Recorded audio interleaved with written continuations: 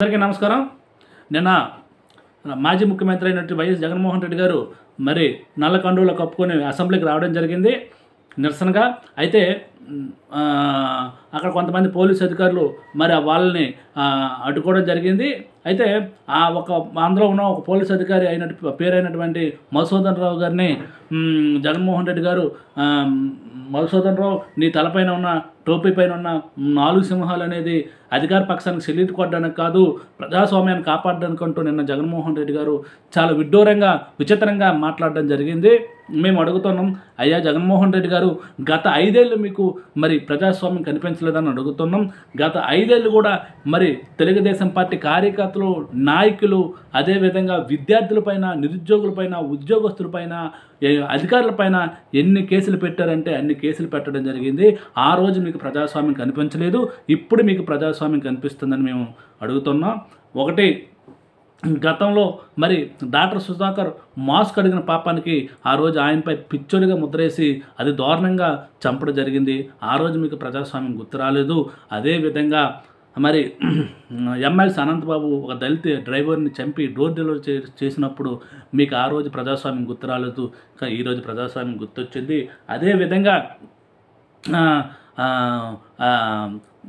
YS Vivekananda రెడ్డిని అతి దారుణంగా చంపేసి సిబిఐ కూడా ఆఖరికి అవినాష్ రెడ్డి చంపాడని చెప్పినప్పుడు కూడా అవినాష్ రెడ్డిని కాపాడుకుంటూ వస్తే అప్పుడు మీకు ప్రజాస్వామ్యం గుర్తు రాలేదని నేను అడుగుతున్నాం. ఎంతమందిని ఇబ్బంది పెట్టారు, ఎంతమంది నాయకులను ఇబ్బంది పెట్టారు.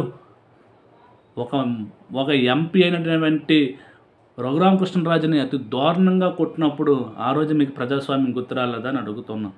కాబట్టి ప్రజాస్వామ్యం గురించి మీరు మాట్లాడితే దెయ్యాలు వేదాలు వల్లించినట్టు ఉంటుందని కూడా మేము తెలియజేస్తున్నాం. ఒకటి గుర్తుపెట్టుకోండి, మీరు నిన్న ప్రజాస్వామ్యం అన్నారు కదా, 5 కోట్ల మంది ఆంధ్రులు మీ యొక్క మాటలు చూసి నవ్వుకున్నారు. గత 5 ఏళ్ళు ప్రజాస్వామ్యం అంటున్నా కదా, ఇప్పుడు గత 5 ఏళ్ళు ఏం చేసావయ్యా ప్రజాస్వామ్యంగా పరిపాలించి ఈ రాష్ట్రంలో అడుగు. నువ్వు ప్రజాస్వామ్యంగా పరిపాలిస్తే రాష్ట్రం నీకెందుకు 11 సీట్లు వస్తాయి, మీ పార్టీకి ఎందుకు 11 సీట్లు వస్తాయి చెప్పు. మీరు ప్రజాస్వామ్యాన్ని తొంగలో తొక్కి ప్రజలు అటు దారుణంగా హింసించి నాయకుల్ని, కార్యకర్తల్ని, నిరుద్యోగుల్ని, ఉద్యోగస్తుల్ని, అధికారుల్ని అందరిని కూడా అతి దారుణంగా హింసించి వాళ్ళపైన అనేక రకమైన కేసులు బనాయించి వాళ్ళని ప్రజాస్వామ్యంగా పోరాడడానికి లేకుండా మరి గత 5 ఏళ్ళు కూడా మీరు చేయడం జరిగింది. అదేవిధంగా నిరుద్యోగులు ఉద్యోగాల కోసం రోడ్డు ఎక్కితే వాళ్ళపైన బైండ్ ఓవర్లు, అదేవిధంగా రౌడీ షీటర్లు, అదేవిధంగా అత్యాచార కేసులు వేసింది మీ ప్రభుత్వం కాదా? గత 5 ఏళ్ళు ఆ రోజు ప్రజాస్వామ్యం మీకు గుర్తుందని అడుగుతున్నాం. ఈ రోజు కానీ మీకు ప్రజాస్వామ్యం గుర్తొచ్చింది. కాబట్టి ఒకటి చెప్తాను, జగన్మోహన్ రెడ్డి గారు, దయచేసి ఎట్టి పరిస్థితుల్లో తెలుగుదేశం పార్టీ ప్రజాస్వామ్యాన్ని ఎప్పుడూ మర్చిపోదు. తెలుగుదేశం పార్టీ గత 14 ఏళ్ళు ప్రజాస్వామ్యంతో పరిపాలించింది, ఇప్పుడు ప్రజాస్వామ్యంతో పరిపాలిస్తాం. ఏ రోజు కూడా ఎక్కడ కూడా ప్రజాస్వామ్యానికి విఘాతంగా తెలుగుదేశం పార్టీ ఎప్పుడు కూడా పోదని కూడా మీరు తెలుసుకోండి. దయచేసి మీలాగా ఏ ముఖ్యమంత్రి కూడా ఆంధ్రప్రదేశ్ ఇప్పటికొచ్చి 16 మంది 17 మంది ముఖ్యమంత్రులు మారారు, కానీ మీలాంటి ముఖ్యమంత్రి ఇప్పటికొచ్చి ఆంధ్రప్రదేశ్ ప్రజలు 5 కోట్ల మంది ఆంధ్రప్రదేశ్ ప్రజలు ఎప్పుడు మీలాంటి ముఖ్యమంత్రిని, అతి దారుణమైన మీలాంటి ముఖ్యమంత్రిని ఎప్పుడు చూడలేదని కూడా మేము తెలియజేస్తున్నాం.